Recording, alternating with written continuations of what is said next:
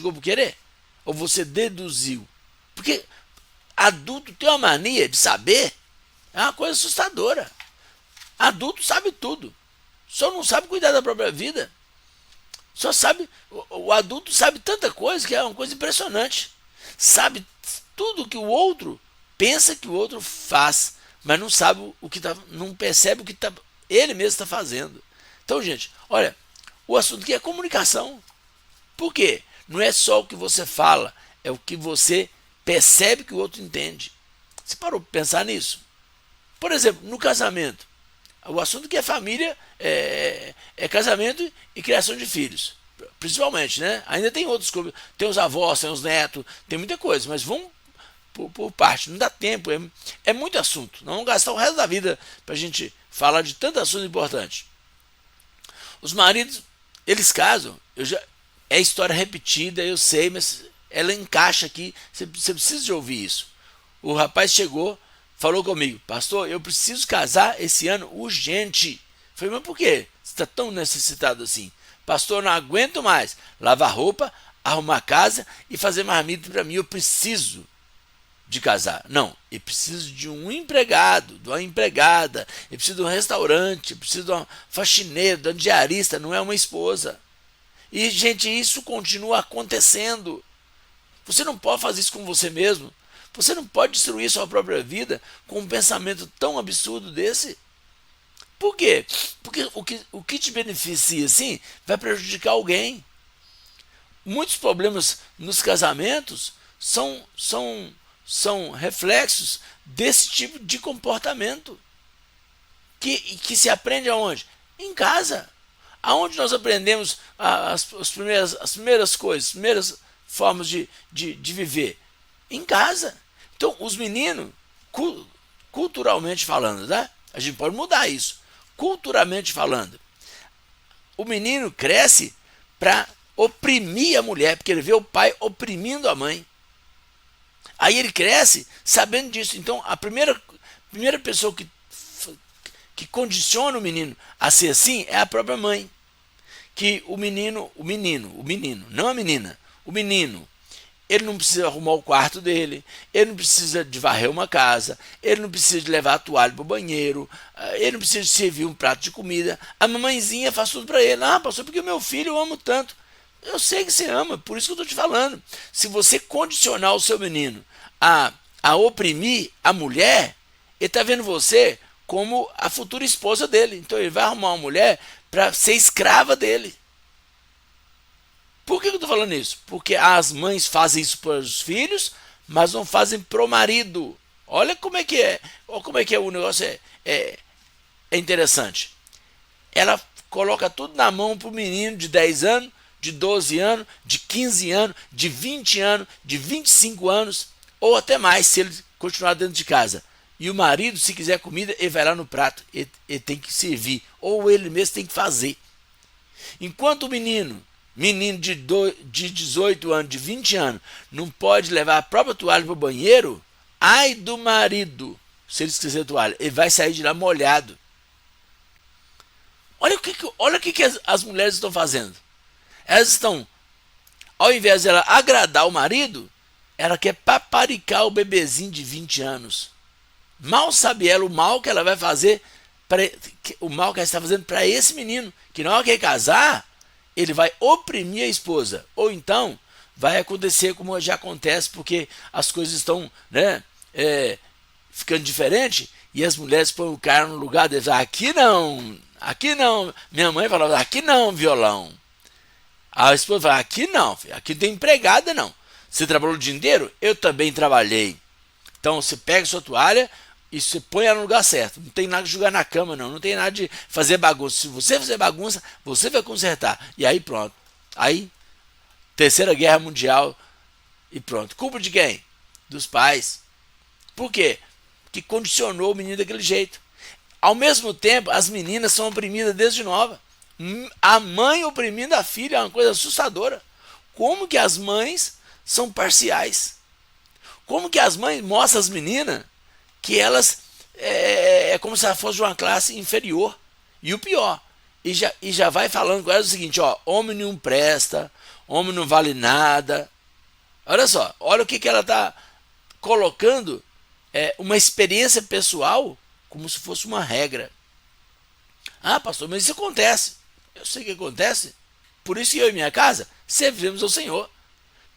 Aqui eu estou trazendo a palavra para ver se desperta você para fazer alguns ajustes na sua casa. E a comunicação é isso. É você fazer e falar por quê. Experimenta uma hora. Pensar, ou então escrever, se você gostar muito de escrever, mas pensar já é o suficiente. Ó, por que eu estou fazendo tal coisa? Pensa nisso. Tem mulher que fala assim, pastor, eu ponho comida no prato do meu marido, eu arrumo a roupa para ele tomar banho, eu até coloco comida na boca dele, tá certo? Mas claro que tá, o marido é seu, ué. Se você gosta de fazer isso, se é uma maneira de você agradar ele e ele gosta disso, faça como algo que tem. Eu acho que tá tudo certo. Não, é um desaforo. Ué, mas o marido é dela. Se ela acha que é legal, tem gente que fala assim, pastor, o meu filho, ele ajuda a esposa dele a fazer comida, ele lava a casa, ele lava banheiro, ele lava roupa, ele faz tudo para ela. Você acha certo? Mas claro que acho, não é ele que está fazendo? A esposa não é dele? Gente, andarão dois juntos se estiverem em acordo? Isso é uma comunicação. O casal precisa saber isso. O que é importante? Agora, o problema é quando o marido lava a roupa para a esposa e ela não queria que lavasse a roupa. Ela queria que ele fosse mais carinhoso. É isso que é triste. Você vê a pessoa esforçada, o cara chega, limpa o lote todo, limpa a casa, lava a roupa, faz comida, e a esposa só queria a atenção dele. Olha que coisa mais doida esse negócio de relacionamento conjugal. Só que os maridos, eles não param para pensar, o que minha esposa quer? Não, eles querem fazer aquilo que eles acham que deve. A esposa do mesmo jeito. Tem mulher que trabalha fora, chega em casa, lava a roupa, faz comida, ensina o menino dever de casa, limpa a casa, faz tudo e ela fala assim, e meu marido reclama. E talvez ele está certo, talvez ele esteja certo. Ele não está, talvez ele não esteja, não casou para ter uma empregada. Uma mulher que trabalha 20 horas por dia, ele só queria ter uma companheira, uma esposa, uma pessoa que para com ele para assistir, né, como ontem teve um jogo de seleção. Pastor, eu detesto futebol. Tudo bem, mas você detesta seu marido? Porque se você amasse seu marido, você podia se sacrificar, né? Ou assistir um jogo de futebol vai arrancar o seu olho. Tem mulher que reclama. Ah, meu marido não assiste novela comigo. E ele fala, não, porque novela é coisa de mulher e eu não gosto disso. Mas se você parar para assistir novela com sua esposa, vai arrancar um braço seu? Ela não merece esse tempo de estar perto dela? É isso que eu acho interessante, você precisa pensar. Tem um vídeo aí no canal que fala das 3 fases do casamento. Primeiro, a vontade de estar junto, te leva ao casamento. Segundo, compromisso de estar junto, que você vai gastar uns 40, 50 anos aí para entender. E depois, se você chegar nessa fase, a alegria de ter ficado junto. Porque muitos vão chegar com 40, 50 anos e vai ficar arrependido de não ter divorciado. Infelizmente. Por quê? A vida foi uma tragédia, nunca deu nada, nunca deu em nada, não chegou em nada. Mas por quê? Porque não estuda o assunto, não se comunica e não expõe o que realmente precisa. É uma coisa assustadora. As coisas que eu ouço, né, como pastor, gente, é coisa de chorar. Por que os casais estão se destruindo só porque não conversa? Só porque um não sabe o que o outro quer. Por quê? A falha na comunicação. Só porque não consegue comunicar. É uma coisa assustadora. Tem mulher vivendo como se ela tivesse casado com o pai. O pai dela tem um gosto, o marido tem outro, pode ter outro. Tem homem vivendo como o pai cuidou da mãe, ele quer tratar a esposa. Só que a esposa dele não é a mãe dele. Vem de uma família diferente, de uma criação diferente. Gente, isso é muito complicado, é muito complexo. Só que as pessoas não estudam o casamento, gente. O problema é esse. É não estudar o assunto. Não é que um é ruim e o outro é pior. Não é questão disso, não. Somos todos basicamente iguais. Né? ao mesmo tempo com comportamento diferente, com pensamento diferente. Então tem coisa que me agrada que outro homem fala assim, ah, que besteira. Mas não é besteira para ele, para mim é importante. Para mim. Não é que eu estou certo, é o meu jeito. Como eu falei, a live anterior, eu terminei ela chorando. Por quê? Porque eu sou chorão, gente. Então vai me matar só porque eu choro? Quando eu era criança, na época que eu era criança,